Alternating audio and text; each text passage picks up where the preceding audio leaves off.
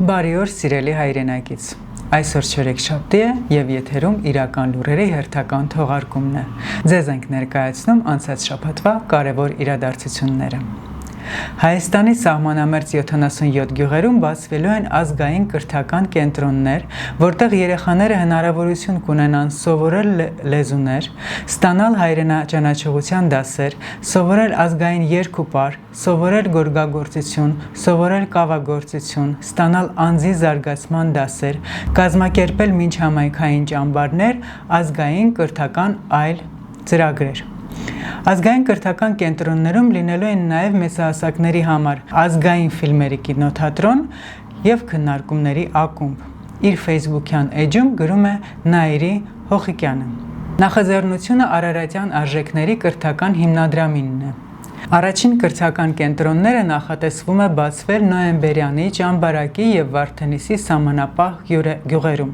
Տարվա ընթացքում ազգային կրթական կենտրոններ կբացվեն նաև Բերդի, Վայքի, Եղեգնաձորի, Գորիսի, Սիսիանի, Կապանի, Մեղրիի սահմանապահ գյուղերում, նույնիսկ եթե այնտեղ մի քանի ընտանիք է ապրում։ Ազգային կրթական կենտրոններից յուրաքանչյուրում ստեղծվելու են առնվազն 6-ից 7 աշխատատեղեր, որոնց համար առաջնահերթություն է տրվելու տվյալ սահմանամերձ գյուղերի բնակիչ մասնագետներին։ Ամեն կենտրոնի բացման համար անհրաժեշտ ֆինանսական նախնական ծախսը մոտ 2 միլիոն դրամ է, գույքի ձեռքբերման, տարածքի վարձակալության ու նորոգման համար։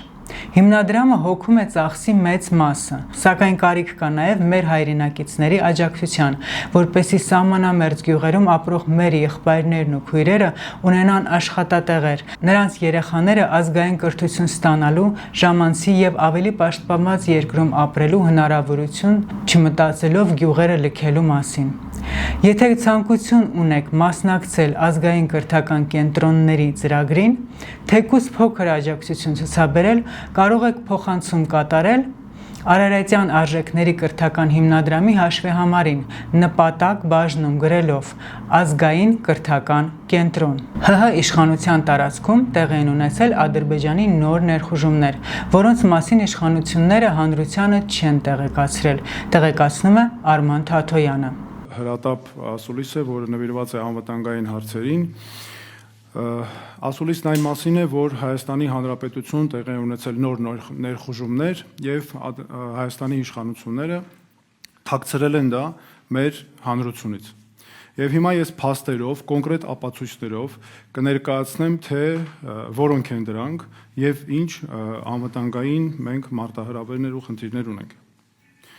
Սրանք ուզում եմ նաեւ ասել, բոլորը օբյեկտիվ ապացույցներ են հաստատված արբանյակային լուսանկարներով։ Ադրբեջանցիները Վարդենիսում մարտական հերթապահություն կրող դիրքեր, հրաձգային, ինչպես նաև ականանետային եւ խոշոր դրամաչափի այլ զենքերի համար կետեր են տեղակայել, կոմունիկացիաներ են ստեղծել։ Ուղիղ թիրախի տակ է հայտնվել Սոտքի հանքավայրը, Վարդենիս համայնքի գյուղեր, անգամ արևային պանելներ են տեղադրել, օպերատիվ մարտավարական ու ռազմավարական ռոկադային ճանապարհներ են կառուցել, թաքստոցներ, կոպանիրներ, որոնց միջոցով անգամ կարող են մեր տարածքի խորքերը ներթափանցել։ Նույն պատկերն է նաև Ջերմուկում։ Նրանք ականանետների համար նախատեսված դիրքեր են կառուցել։ Հիմա ես հարց եմ տալիս. խաղաղության պատրաստվող երկիրը Ադրբեջանը Խաղաղության պայմանագրի նախաստորագրումից առաջ ինչու է այսպիսի հրատապ աշխատանքներ իրականացնում, եթե այլ նպատակ չունի։ Իշխանության հայտարարած սահմանազատումը կեղծիք է, որ իբր թե հանձնաժողովին ասելով պետք է ադրբեջանական զինված ուժերը դուրս գան այս տեղակայումից, այն էլ երբ այսքան ամրանում են։ ԿՊ Նիկոլ Փաշինյանի գլխավորությամբ քայքայում է մեր երկրի անվտանգությունը։ Վերցրեք ձեր սրտիկներն ու պաչիկները եւ հեռացեք, որ գան մարդիկ, որոնք կարող են հարցեր լուծել եւ գիտեն ինչպես լուծել։ Ասուլիսի տեսանյութն ամբողջությամբ կարող եք դիտել Արամ Թաթոյանի Facebook-յան էջում։ Ավելացնենք միայն, որ այս կարևորագույն խնդրին երկրի կառավարող ուժը չի պատասխանել, որևէ պարզաբանում չի տվել, փոխարենը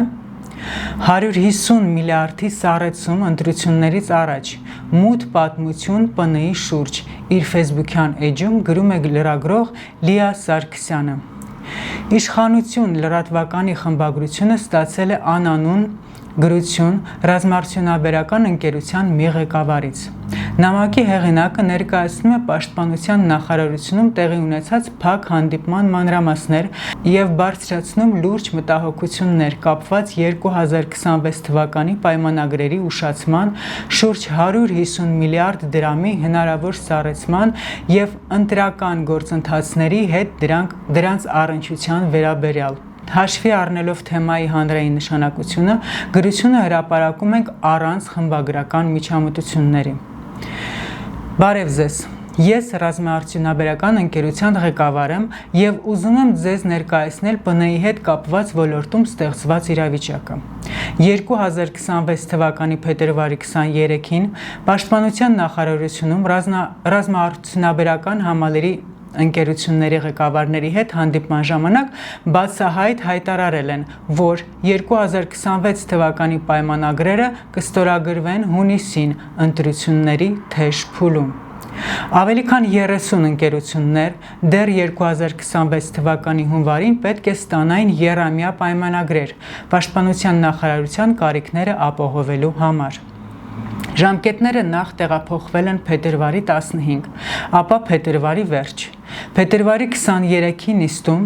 մասնակիցներին տեղեկացվել է, որ ստորագրումը հնարավոր է մայիսի վերջին կամ հունիսի սկիզբ։ Խոսքը շուրջ 150 միլիարդ դրամի մասին է։ Այս միջոցները մինչ օրս չեն հատկացվել եւ փաստացի սառեցված են մինչեւ ընտրություններ։ Տպավորություն է, որ Պաշտպանության նախարարությունը ճնշում է գործադրում մեր ձեռնարկությունների տնօրենների վրա քաղաքական նպատակներով։ Տնօրեններին այս կերպ փորձում են կախվածության մեջ պահել իշխանություններից, որպեսզի վերջիններս ընտրություններին համոզեն իրենց աշխատակիցներին ընտրել ՔՊ-ին։ Այն ընկերությունները, որոնք կներկայացնեն բարձր ցուցանիշներ, նրանց հետ էլ կկնքվեն պայմանագրեր։ Մենք պատրաստ ենք հրապարակել նաև ոլորտի պատասխանատու գերատեսչության պարզաբանումը այս հրապարակման վերաբերյալ, նշել է Լիա Սարգսյանը։ Երբ իշխանությունները սկսում են աճպարարությամբ զբաղվել եւ ալեհոպ անելով մի օրում 4 միլիոն դրամի վիրահատություն անել, մյուս օրը 10,000 դրամ թոշակ բարձրացնել, հաջորդ օրը դեռ չհաստատված ինդեքսավորել, հարց է ծագում, որտեղից, եթե դուք 2026-ի բյուջեն պլանավորել եք առանց այդ ծախսերի հաշվարկի։ Նույն թեմայով իր մտահոգությունն է հայտնում Արեգ Սավգուլյանը։ Երեք վարչապետն ու Արսեն Թորոսիչը հուզառատ հանդիպում ունեցան եւ տատիկ-պապիկների նկատմամբ իրենց կեղծ սիրո խոստովանության ժամանակ հաստատեցին աննախադեպ տնտեսական աճի 10,000 դրամը դեռևս 2025-ին սահմանած լինելու, բայց առողջության ապահովագրության մեջ նախատեսելու եւ ի վերջո նույնքան էլ կենսաթոշակը բարձրացնելու կիսապատմական թեզերի մասին։ Բայց երեք իշխանություն լրատվականը մի ուշագրավ անանուն նամակ հրապարակեց ՊՆ-ի ռազմաարդյունաբերական համալիրի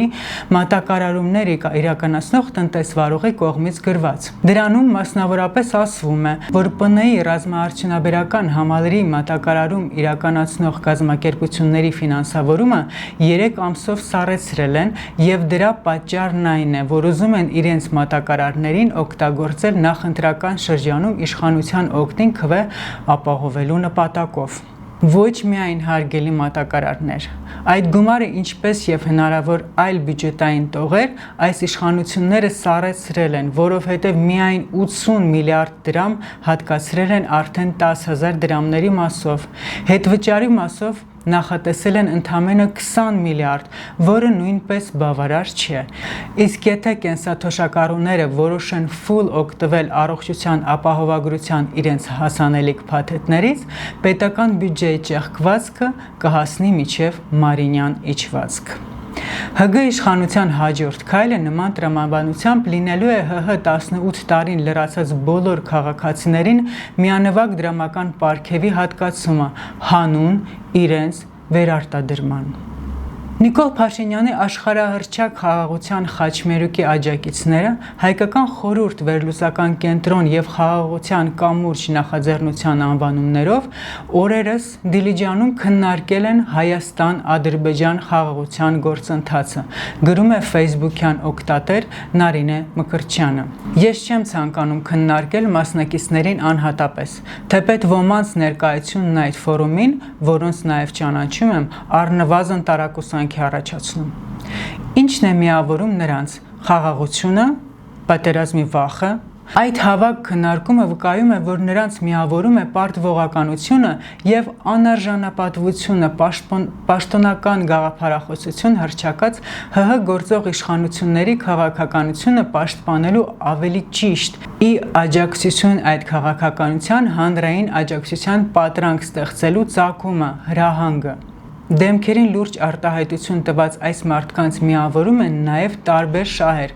Մեկը դրամաշնորհներ է պարբերաբար ստանում, մյուսը գործողումներ է մեկնում, երրորդը հույս է տածում, թե առաջիկա ընտրություններում կհայտնվի աղետաբեր այս իշխանության կամ իշխանամերձ կուսակցությունների ցուցակներում, չորրորդին Դիլիջանում անվճար հանգստանալու պարզ մղումը։ Մենք հուշում ենք, թե ինչով ավարտվեց հայ-թուրքական հաշտեցման տխրահռչակ հանձնաժողովի գործունեությունը։ Հասարակական մերժմամբ եւ պատմաբանների հանձնաժողով ստեղծելու եզրահանգի փառահեղ տապալմամբ։ Ժամանակին այդպես հավաքվում էին նաև մեկ այլ տխրահռչակ կառույցի մասնագետներ՝ Լազարևյան ակումբի անդամները, ռուսական ուղեցրում պտտվող գործիչներով, վերլուծաբաններով, որոնելու հայ-ռուսական հարաբերությունների խորացման, իրականում Հայաստանի վասալացման անշրջելի դարձնելու կրեմլյան քաղաքականությունը։ Դիլիջան ֆորումի մասնակիցների ամենահայտնի դեմքերի վերլուծությունների հիմքում Արցախի հանձնման հաշվին Փաշինյանի մուրացյալ խաղաղության ծրագրի պաշտպանությունն է։ Արդյոք նրանք չգիտեն, թե ինչ գին է վճարել ժողովուրդը եւ դեռ շարունակում է վճարել այդ խաղաղության համար։ Եթե գիտեն եւ համաձայն են, ապա իրականում պարզ կոլաբորացիոնիստներ են։ Եթե գիտեն համաձայն չեն, բայց հայտարարում են, թե համաձայն են, ապա անձնական շահ են հետապնդում։ Իսկ եթե չգիտեն եւ չեն հասկանում, բայց լուրջ դեմք են ընդունում, թե հասկանում են, ապա հրահանգը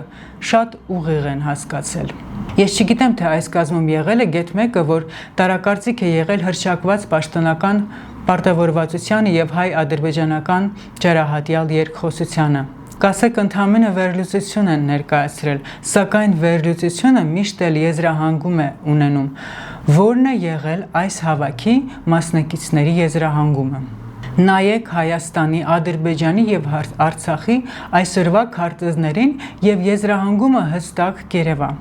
Նրանք հավաքվել են, որ հիմնավորեն եւ արդարացնեն Արցախն Ադրբեջանի կազմում թողնելու եւ այն հայաթափողների հետ երկխոսության գնալու դավաճան քաղաքականությունը։ Նայեք Արցախի այսօրվա բացակա քարտեզին եւ հավաքի մասնակիցների համընդհանուր եզրահանգումը պարզ կդառնա։ Հիշեցնենք, որ սրանից առաջ փետրվարի 13-ից 14-ը Հայաստանում խաղաղության կամուրջ նախաձեռնության շրջանակում անցկացվել էր երկկողմ կլոր սեղան, որի ընթացքում հանդիպել էին Հայաստանի եւ Ադրբեջանի քաղաքացիական հասարակությունների ներկայացուցիչները։ Տեղեկություններ կային, որ ադրբեջանական պատվիրակությունը, որը Հայաստան էր ժամանել ցամաքային ճանապարհով, տեղակայվել էր Նարեկ Նալբանդյանին պատկանող հյուրանոցում։ Այս առիթով Նիկոլ Փաշինյանի աշխատակազմը մեկ անձի ոչ մրցակցային գնման ընթացակարգով գնում է կատարել 88 Space, գրում է 168 AM-ը։ Փետրվարի 26-ին հանրայնացված պայմանագրից տեղեկանում ենք, որ խոսքը փետրվարի 13-ից 14-ին ձեռք բերված ներկայացուցչական ծառայությունների մասին է։ Պայմանագրի գին է նշվել 8 միլիոն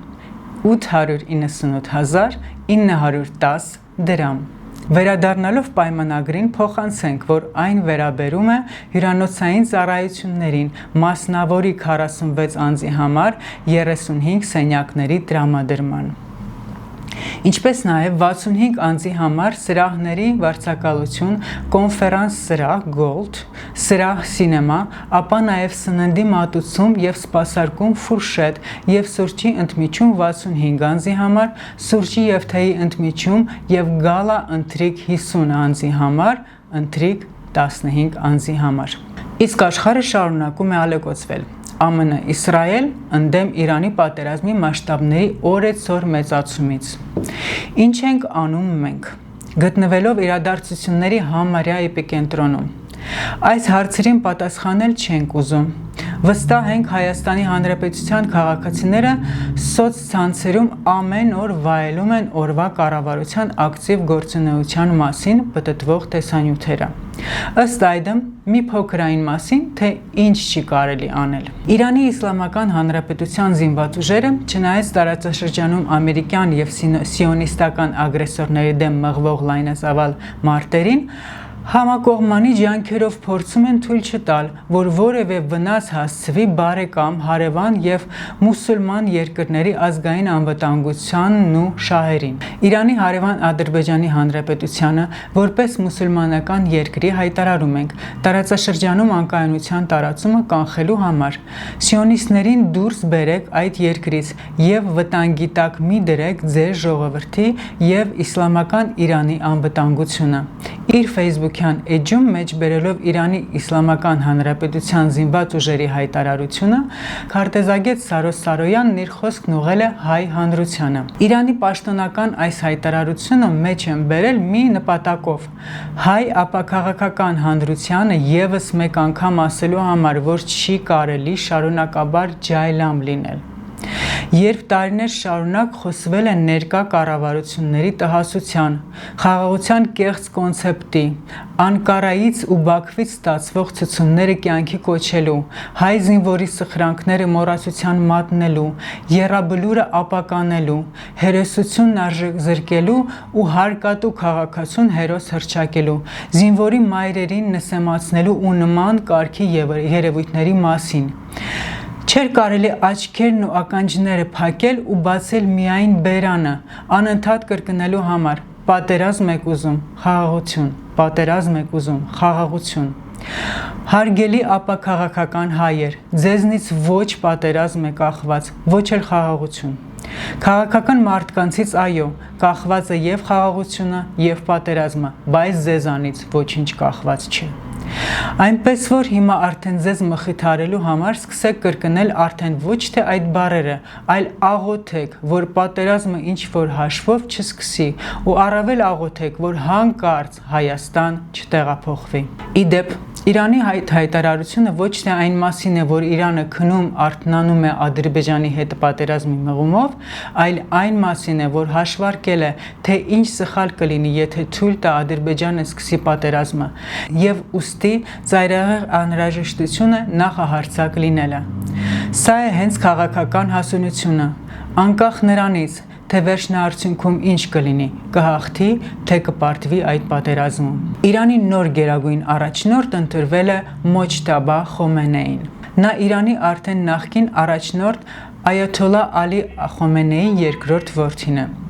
Հիմնականում աշխատել է հոր գրասենյակում, համարվում է, որ սերտ կապեր ունի ԻՀՊԿ-ի հետ։ Առաջնորդության նկատմամբ նրա հավակնությունների մասին դեռ խոսում են 2020-ականներից։ Այդ ժամանակ բարեփոխականների շրջանում կար կարծիք, որ նա կարողացել է անհրաժեշտ համաձայնություն ձեռք բերել ԻՀՊԿ-ի հետ հաջորդ առաջնորդ դառնալու համար։ 2005-2009 թվականների նախագահական ընտրություններում Մոջթաբան աջակցել է Մահմուդ Ահմադինեժադին։ Ավելին, նրան մեղադրում են նաև 2009 թվականի ընտրությունների արդյունքները Հօգուտ Ահմադինեժադի կեղծելու մեջ։ 2019 թվականին ԱՄՆ-ում նրա նկատմամբ պատժամիջոցներ է սահմանել գերագույն առաջնորդի անունից կամ նրա օգտին ուղղակի կամ անուղղակիորեն գործելու կամ այդպիսի մտադրություն ունենալու համար։ հիմնավորման մեջ նաև նշվել է. Գերագույն առաջնորդն իր առաջնորդության պարտականությունների մի մասը պատվիրակել է Մոջթաբա Խոմեյնիին, որ սերտորեն աշխատել է Իսլամական հեղափոխության պահապանների կորպուսի, Ղոդս եւ Բասիջ ուժերի հետ իրագործելու իր նոր տարածաշրջանային ապակայունացնող հավակնությունները եւ ներքին բռնապետական նպատակները։ Շատ է խոսվում, որ նրան առաջնորդ են ընտրել ԻՀՊԿ ճնշմամբ։ Մոջթաբա Խոմեյնիին ըստ ամենայնի շարունակելու է հոր գիծը եւ գուցե ավելի կոշտ մոտեցում որդեգրի հաշվի առնելով թե իր նախկին գործունեությունը, թե ԻՀՊԿ-ի հետ կապերը, թե Իրանի համակած նոր պայմանները, թե նաեւ այն, որ նա սքացող որդի է, հայր եւ ամուսին։ Եթե իրոք եղել է ճնշում ԻՀՊԿ-ի կողմից, հաշվարկը մեկն է. Մոջթաբա Խոմեյնիին այս պատերազմում չի գնա զիջումների եւ գործարքների։ Եվ վերջում ամենակարևորներից մեկի մասին։ Գոնե նրա, ինչ կարող ենք անել ինքներս, առանց հույսներս դնելու օրվա իշխանությունների վրա, որը ինչպես տեսնում ենք բացարձակ հայության օգտին չի գործում։ Սփյուռքի գոյության արժեքը եւ առանցքը Հայաստանն է։ Հայաստանը միշտ եղել է աշխարհի տարբեր մասերում ապրող հայերին կապող օղակը։ Հայաստանը օղի սեղանի թեմա չէ միայն։ Հայրենասիրությունը ամեն բանի առաջ պատասխանատվություն կենթացրել։ Հայաստան վերադարձած հայերը քննարկում են, թե ինչ նոր մարտահրավերների են բախվում այսօր Սփյուռքի հայերը։ Միևնույն ժամանակ ցավով արձանագրում, որ ինչպես Հայաստանում, այնպես էլ Սփյուռքում ամենագլխավորը ինքնության խնդիրն է։ Իսկ Սփյուռքում մեծացել են սերունդներ, որոնք ունեցել են մեկ նպատակ։ Այն հույսով, որ մենք օրը մեր մեծ երազած Հայաստանը պիտի ունենանք, սերուն պիտի պատրաստենք, որպեսզի այդ հարցը հետապնդե։ Հայաստանի անկախացումից հետո Հայաստան-Արցախ-Սփյուռք գերամիասնությունն ուներ միասնական օրակարգեր՝ ցեղասպանության ճանաչում եւ հատուցում, Արցախի անկախության ճանաչում։ Այս օրակարգերը ամրապնդում էր մեկ ժողովուրդ, մեկ հայրենիք գաղափարը։ Այս վարչախումբի վարած քաղաքականությունը եկավ քանթելու այս մեզ իրար միացնող, իրարու զոթող այս քաղաքական արժեքային համագարկը։ Եվ ասիկա օգտակար է որու մեր արևելքի եւ արևմուտքի հարևաններուն, այսինքն մեր թշնամիներուն։ 1991 թվականից Հայաստանի անկախացումից հետո Սփյուռքն իր ներդրումն է ունեցել Հայաստանի կայացման գործում։ Այսօր հիասթափված են դրսում ապրող հայերը, նկատում են ներկաները։ Հայաստանի իշխանությունն է ասում, որ Սփյուռքն այստեղ անելիք չունի։ Արգանադես ենք հիմա ճիշտ հագարակ երևույթին։ Այնինչ որ մեզ համար հաբարտություն էր, հիմա ցավի եւ գորուստի խորհրդանիշ եղած է, այնինչ որ մենք կուզեինք իբրև միասնություն հիմա բաժան եղած է, Հայաստանի ներկած լոզունգները Սփյուռքի հանդեպ ոչ թե քաջալերական են, այլ ընդհանրակը դուք ձեր դեղը, մենք մեր դեղը, եւ ուրեմն մենք ժամանակն է որ վերադառնանք յետ Սփյուռքին։ Հայության 80%-ն ապրում է դրսում եւ այդ ահռելի պոտենցիալը պետք է ծառայեցնել Հայաստանին։ Այսօր յուրաքանչյուր հայու կարիքը կա ավելի Հայաստանի հետ կապված, Հայաստանի շահի հետ կապված, քան երբեք եղած է։ Այսօր ավելի քան երբևէ հայկական աշխարհի միավորումն անհրաժեշտ է։ Աշխարհը թեժ մրցակցության մեջ է եւ հայությունը չպիտի լինի հանդիսատեսի դերում։ Հայաստան-Սփյուռք կապերի կրկին ամրապնդումն էլ տեսնում են մեկ պարագայում։ Այս իշխանությունները պետք է վրընդենք։ Եթե գուզենք համահայկական օրագարկերը առաջ մղել, եթե գուզենք համահայկական օրագարկերը ամրապնդել եւ վերադարձնել մեր ժողովրդին իր պատկանելիության, իր մեգության, իր ներքին միասնությունը, արդեն մեծ բաներած կլանք։ Փիրուզա Մուսալյան, Դավիթ Հակոբյան, Երկիրն այսօր։ Շնորհակալություն Փիրուզա Մուսալյանին եւ Երկիր մեդիային տեսանյութի համար։ Այս շաբաթ այսքանը սիրելի հայրենակից, եւ եթե մեր լուրերի թողարկումը կարևոր էր քեզ համար, կոչ ենք անում միանալ մեր ազգային հարթակին, միասին նպաստելով իրական Հայաստանի հարատևմանն ու հզորացմանը։ Իսկ շաբաթվա իրական լուրերը ձեզ ներկայացրեց ազգ նախաձեռնության անդամ Աիդա Սիմոնյանը։ Կհանդիպենք մյուս չորեքշաբթի։